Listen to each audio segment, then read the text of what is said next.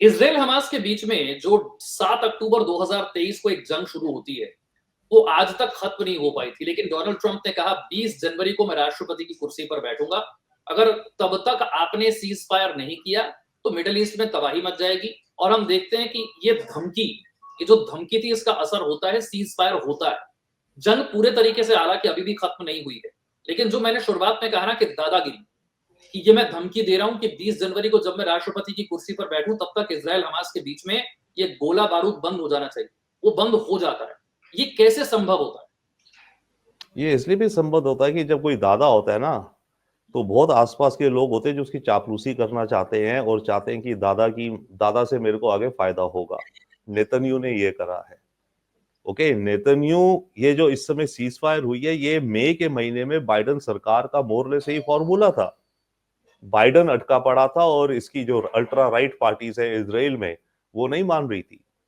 पर जब ट्रंप ने धमकी दी तो नेतन्याहू को मौका दिखा, क्योंकि नेतन्याहू डील को एग्री नहीं कर रहा था।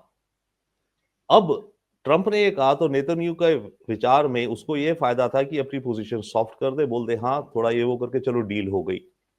ओके, और वो जाकर को अमेरिका में ट्रंप से मिला, उसे उसने ये गिफ्ट दे दिया कि भाई देखो आपकी दादागिरी काम कर गई, आप तो सुपर बॉस हो।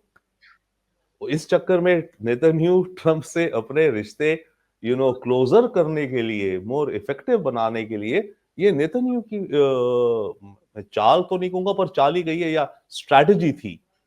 ओके, कि वेट करते रहो, बाइडन पिछले 6-9 महीने से वेट करते रहो, हो सकता है ट्रंप जीते। और जितना ज्यादा देखो, सीज फायर अगर पहले हो जाती तो बाइडन को इलेक्शन से पहले कमला हैरिस को कुछ फायदा होता, चलो वॉर रुकवा दी, कुछ तो फायदा होता है शायद होने का ना, तो वो वॉर चलती रही। तो कमला हैरिस को अरब अमेरिकन ने, बहुतों ने वोट नहीं दिया क्योंकि वो बाइडन की पॉलिसी से बड़ा गुस्सा थे। राइट, तो वो एक तो नेतन्याहू ने वो भी एक छोटा सा गिफ्ट दिया ट्रंप को, ठीक है ना। और फिर बाद में जब ट्रंप ने ये धमकी दी, उसने ये करा। तो ये इंटरनेशनल आई मीन स्फीयर में लीडर्स लेयर्स के पीछे लेयर्स अपने इंटरेस्ट देखते हैं।